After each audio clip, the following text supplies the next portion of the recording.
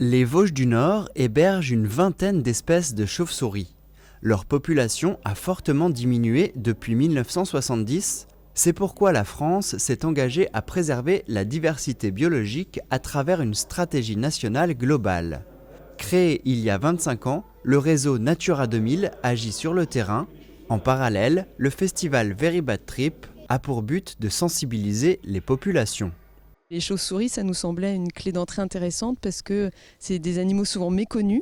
Il y a beaucoup d'idées reçues, ils font partie d'un imaginaire assez prolifique. Et voilà, c'était aussi un moment de partage avec les habitants du territoire, donc avec les scolaires et le grand public. Sur tout le territoire du parc naturel régional des Vosges du Nord, des rendez-vous ludiques et artistiques sont organisés pour découvrir ces mammifères, grâce aux documentaires de TV3V, aux 2 films réalisés par Tanguy Stöckler ou encore aux ateliers pédagogiques. Les enfants redécouvrent les chauves-souris, leur alimentation et leur physiologie. Alors, Zoé ?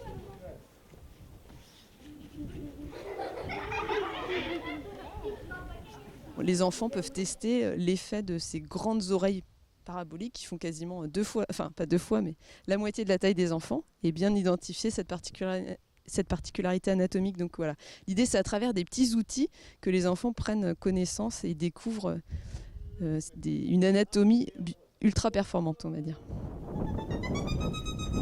Je la laisse allumer.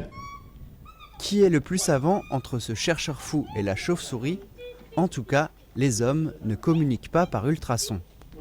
On apprend beaucoup de choses dans ce spectacle pour les enfants. Les chauves-souris ne sucent pas le sang dans nos régions. L'année prochaine, en fait, on aura d'autres animations, mais plus autour des 20 ans de la réserve naturelle nationale des rochers et tourbières du Pays de Bitche. Donc on va se recentrer sur d'autres types de milieux, les tourbières, les forêts, et profiter d'un anniversaire encore pour découvrir autrement notre nature. Non, c'est pas vrai. Préparer des animations pour son village et s'engager pour l'année à venir, voilà les objectifs de ces 4 jours à Bérenthal. Une cinquantaine d'enfants de la communauté de communes du pays de Niederbrandt-les-Bains et du Val-de-Moder travaillent tout en s'amusant. Ce sont les RTJ, Rencontres territoriales de la jeunesse, initiées par le réseau d'animation intercommunale.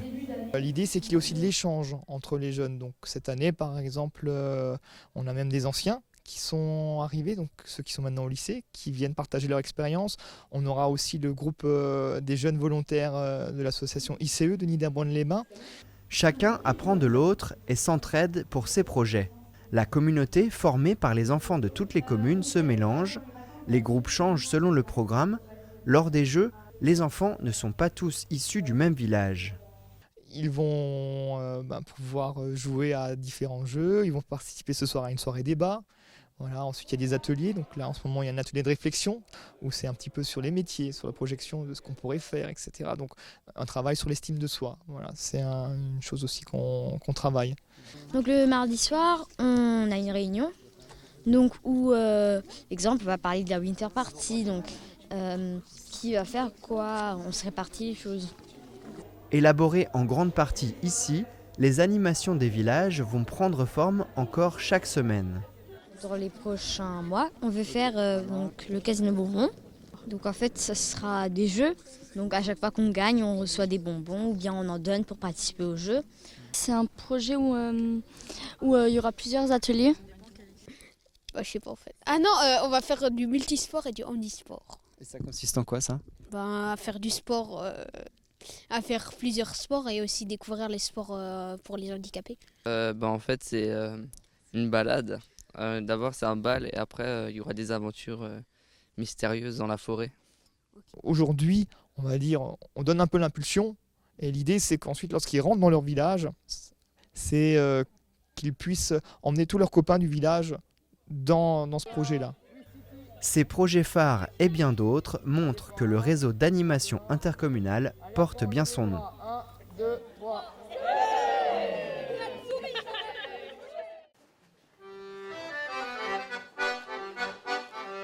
Les résidents de l'EHPAD à Reichshofen ont pu assister à une pièce de théâtre dans le cadre de l'événement Éveil des sens. Pendant le mois d'octobre, de nombreuses animations étaient organisées sur le territoire du parc naturel régional des Vosges du Nord. Le but, favoriser l'accessibilité des lieux naturels et culturels aux personnes en situation de handicap. À cette occasion, la compagnie L'Étoile de demain a joué son spectacle intitulé Vente aux enchères. La thématique principale, c'était l'objet. Est-ce qu'il y a des objets qui sont importants? Est-ce qu'il y a des histoires derrière des objets? Voilà. Et puis surtout aussi la thématique de la valeur de la personne âgée. Voilà. Donc les deux thématiques qui se croisent, ça a donné l'idée de cette vente aux enchères un peu improbable. Monsieur Van der Bruck, le commissaire priseur, est interrompu par Antonia accompagnée de Teresa. S'ensuit alors un sketch humoristique et touchant avec des moments musicaux. Prochain objet, contrebasse. Numéro 349.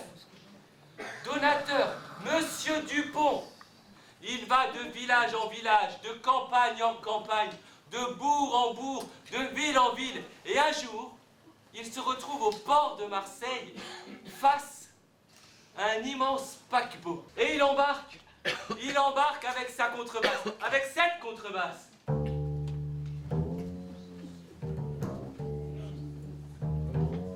Pour créer cette pièce, les artistes se sont déplacés dans 13 établissements en Alsace. Ils ont collecté des témoignages auprès des personnes âgées résidant dans divers EHPAD. On a un peu trié entre certains objets, certaines histoires. Et on avait envie que ce ne soit pas qu'un catalogue d'objets, voilà, que ce soit vivant, qu'il puisse y avoir de la musique, du mouvement.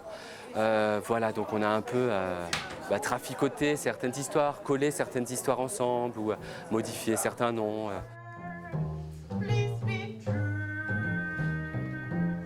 Le spectacle a pour objectif de divertir mais aussi de faire réfléchir. Ce moment de partage nous montre une chose, on n'est pas riche de nos objets mais de nos aînés. Eh ben voilà Madame Antonia, vous avez vu, tout est possible, même à 95 ans. C'est presque aussi bien que mon mari. Bon, merci Madame. Les animations Amuse-Musée commencent avec le musée, bien entendu. Une visite spécifique de la maison d'archéologie où il est question des céramiques. Elles permettent de faciliter les datations. Les archéologues doivent avoir des repères pour comprendre ce qui s'est passé quelque part. S'ils trouvent des morceaux de poterie ou des monnaies, pour eux c'est bingo. Parce que grâce à ces informations, ils vont pouvoir vérifier si c'est romain ou si c'est peut-être du temps des chevaliers, donc le Moyen-Âge. Le programme Amuse-Musée du Parc naturel régional des Vosges du Nord propose des animations dans les musées de la chaîne de la découverte. Ce dimanche 29 octobre, les enfants et les parents participent à un atelier centré sur la poterie, créé spécifiquement pour l'occasion. On les a laissés s'inspirer des images, des petits fragments qu'ils avaient retrouvés dans le musée. Puis ensuite, ils ont pu redessiner eux-mêmes, se mettre dans la peau d'un potier au Moyen-Âge ou à l'art roman. Ils ont donc reconstitué, dessiné des motifs de poterie, des céramiques. En fait, dans le musée, il n'y en a aucune qui était entière, comme si elles étaient neuves et qu'elles sortaient du four du potier. En fait, elles étaient comment? Elles étaient tous un peu cassées. Ouais, exactement. Elles étaient en 1000 petits morceaux fragmentés. Et bien là, avec les céramiques qu'on a face à nous, on va devoir faire exactement la même chose que le temps a fait sur les céramiques du musée. Il va falloir les casser en petits morceaux. C'est quoi? Des pots en morceaux, des pots en morceaux. Et on les a mélangés, c'était donc un travail collectif. Et maintenant, ils doivent se mettre dans la peau d'un archéologue et essayer de reconstituer les fragments ensemble pour faire des trouvailles archéologiques. Et ça va donner un petit livre à la fin. Un petit livre d'archéologie. Ces livres comportent des vases, des pots, des lampes à huile reconstitués par la vingtaine d'enfants participants.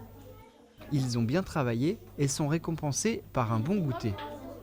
La dernière animation de la saison Amuse-Musée aura lieu le 12 novembre au musée Lalique.